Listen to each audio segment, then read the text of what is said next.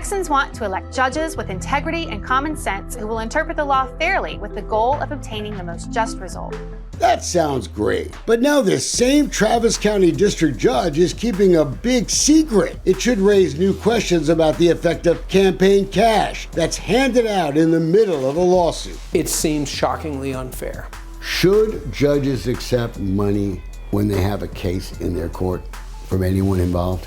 The law says they can, but in my view, they shouldn't be able to. It gives the appearance of impropriety. We've tendered the fucking amount due, motherfucker.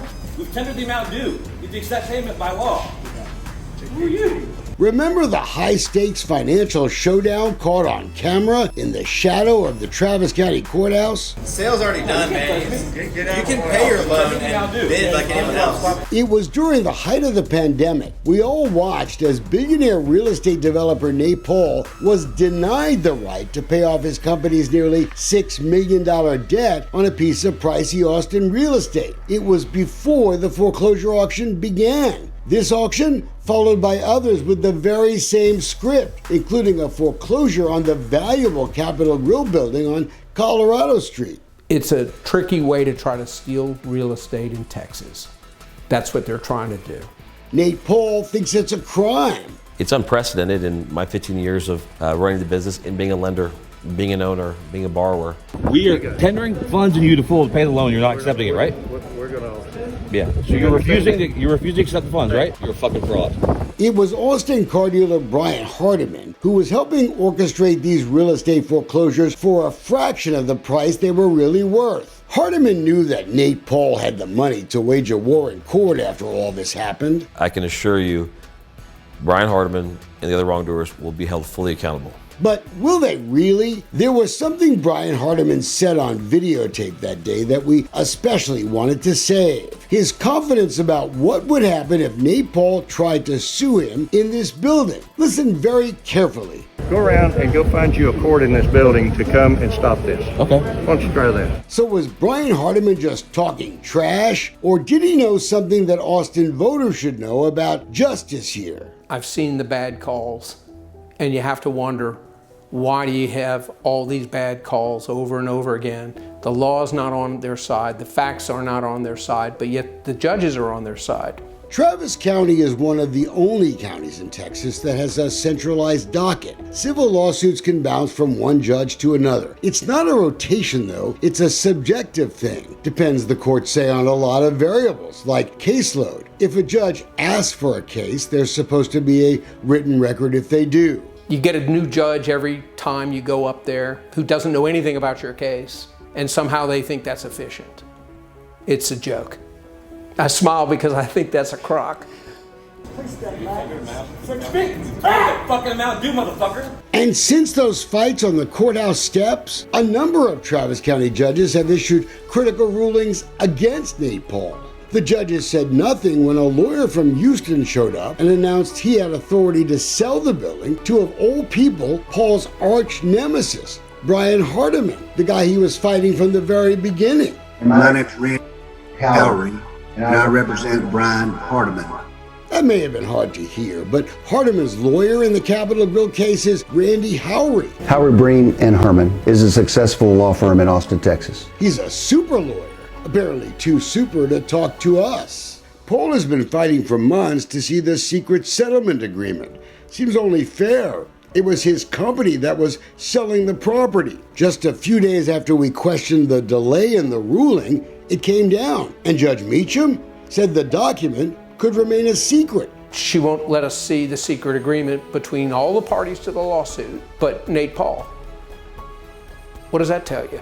That's when we went and checked the judge's campaign record. Just a few weeks before Judge Meacham made her first ruling in the Capitol Grill case, the law firm Howry, Breen, and Herman made sure her re-election campaign got off with a bang. $5,000. I'm a wife, a mother, a small-town girl from Lorena, Texas, the first in my family to graduate law school. When Meacham ran for a spot on the Texas Supreme Court back in 2020, it was the folks at Howry, Breen, and Herman who gave her $6,000. That firm has clients that are in front of her court probably all the time. Why do you think they gave them $11,000? Because of good justice. Because they want good justice, yeah. And so they should do it anonymously then.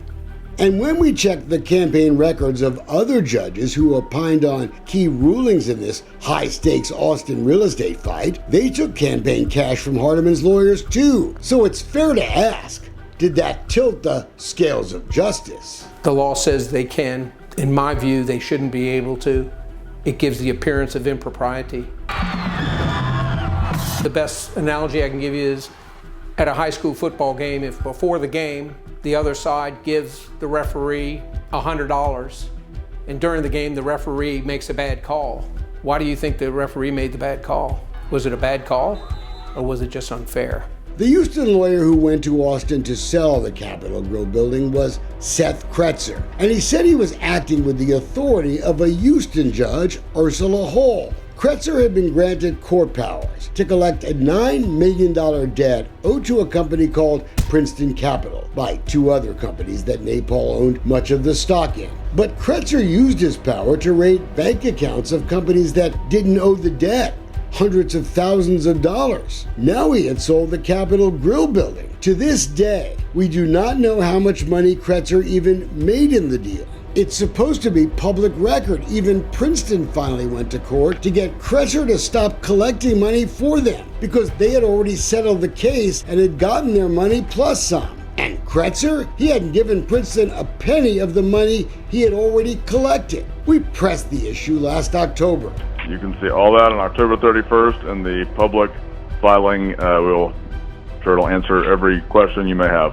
That Halloween court filing didn't answer most of our questions, and more than 3 months later, Judge Hall has done absolutely nothing to make Seth Kretzer come clean. That's not transparency, and Kretzer has asked Judge Hall, get this, for another $2.8 million in legal fees in the case, without disclosing how much he already made, like on the sale of the Capitol Grill building. That's another reason Judge Meacham must reconsider and order the release immediately of this secret settlement agreement on an expensive piece of Austin real estate. Oh, by the way, you know who else donated campaign money to Judge Meacham last year? No. Brian Hardiman's daughter, Joy. Maybe all this campaign money helps explain why Brian Hardiman was so cocky at the courthouse. Go around and go find you a court in this building to come and stop this. Okay. Why don't you try that? Okay.